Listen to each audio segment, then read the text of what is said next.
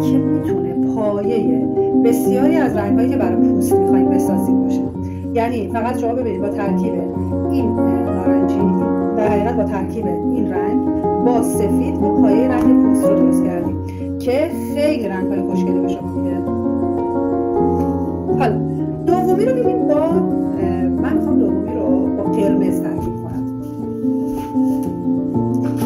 خب ببینید وقتی با قرمز ترکیب میشه، ببینید یه رنگ قرمز آلبالویی خیلی خوش رنگ به شما میده.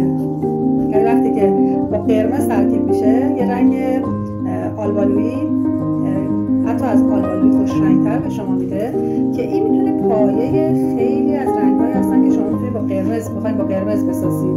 انواع زرشکی ها، انواع حالا هر نوع رنگی که میخواید از مشت، حتی بنفش ها رو هم میتونید از این ترکیبی رنگ بسازید. ببینید من این رنگ رو با در حقیقت نارنجی ترکیب کردم. با نارنجی هم خیلی ترکیب میشه. طیف وسیعی از رنگ‌های نارنجی ایرانی رو شما میتونید با این رنگ ترکیب کنید. بعد درخشندگی خیلی قشنگی هم داره. حالا شاید تو تصویر نشون نده ولی این رنگ خیلی ترکیب‌های خوشگلی میده. ببینید حتی من میام اینجا این رنگ رو با قرمز ترکیب می‌کنم. ببینید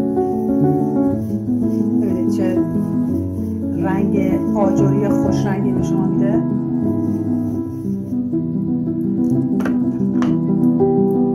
قرمزم رو بعد میام این رنگ رو با زرد ترکیب میکنم.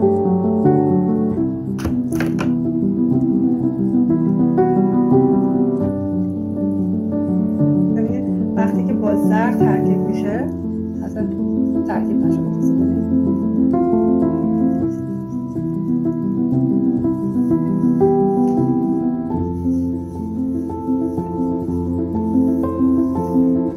ترکیبش با زرد گلبهی‌های خیلی خوش رنگی به شما میده.